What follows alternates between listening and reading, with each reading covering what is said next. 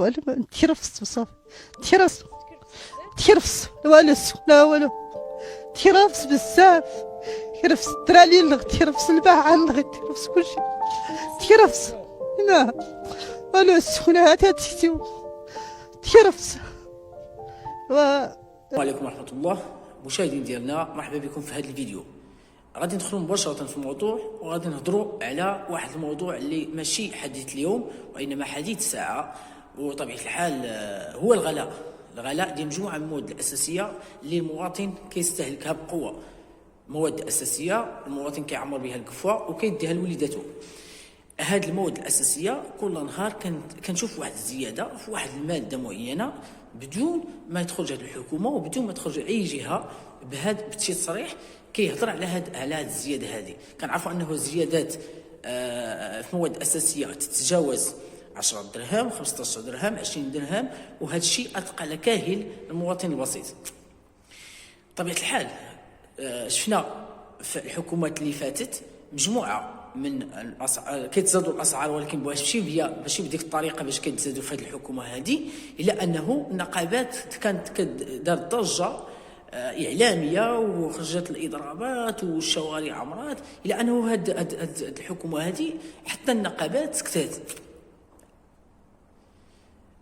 اضافه الى انه مجموعه من المناضلين اللي كانوا كيناضلوا حتى هما سكتوا، والمواطن كتجي فيه ثقه.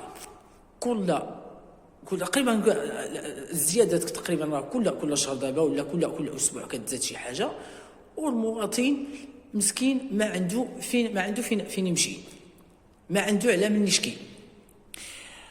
هذا الشيء صراحه طول، وهذا الشيء اثقل كاهل المواطنين، وهذا الشيء بطبيعه الحال ماشي معقول. خاص لجان خاصه انها تجي للسوق وتراقب المواد الاساسيه اللي المواطن كيستغلها بكثره. حنا مقبلين على شهر رمضان، وكنعرفوا انه شهر رمضان كتكون الاستهلاك كيكون مرتفع نوعا ما، وكيكونوا بعض المواد طبيعه الحال كيستهلكها المواطن بالشكل اللي هو مرتفع. واش الا استمرينا بهذه الطريقه هذه، واش رمضان، واش البوفري ما غاديش يدوز رمضان، واش الدرويش ما غاديش يدير كفو لوليداتو؟ وصراحه هذا الشيء ماشي معقول. خاص لجان خاصه انها تراقب السلع وتراقب المواد الاساسيه اللي كيستهلكها المواطن. طبيعه الحال هناك مجموعه من المواد الاساسيه، غادي نهضروا على اللحوم، غادي نهضروا على القطاني، غادي نهضروا على الخضر والفواكه، واللي طبيعه الحال الخضر اللي كانت الاثمنه ديالها ما بين 2 دراهم ونص 3 دراهم، الا كاع ارتفعت كتمشي حتى 4 دراهم 5 دراهم، اليوم راه مشات ل 9 دراهم 10 دراهم 12 درهم. وطبيعه الحال هذا الشيء ماشي في الصالح ديال المواطن، والمواطن كنعرفوا انه الصالير ديالو على قد الحال، وكاين اللي خدام 1500 درهم، كاين اللي خدام 2000 درهم، كاين اللي خدام 3000 درهم.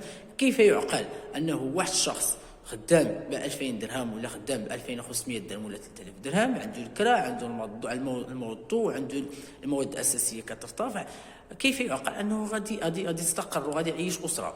هذا الشيء ماشي معقول. راه المواطن وصلت فيه العظم، والصالير كما هو، في نفس الوقت المواد الاساسيه كيتزادوا. هذه معادله ما عندهاش حل، والحكومه ساكته، حتى التصريحات ما كتخرج تصريح. واضافه الى مجموعه من الجهات، شفناها مجموعه من الشركات ومجموعه من الجهات اللي هي مسؤوله كتزيد في مجموعه من السلع وما كتخرج حتى شي تصريح، ما حتى شي حاجه بين ليله وضحاها كتلقى كلشي تزاد، كتلقى مجموعه من المواد الاساسيه تزادت، الى انهم ما كيتواصلوش مع المواطن، ما كيقولوا راه غيزيدوا، ما كيقولوا غينقصوا. صراحه هذا الشيء ماشي معقول، خاص تدخل عاجل، لانه فعلا المواطن وصل فيه الأرض.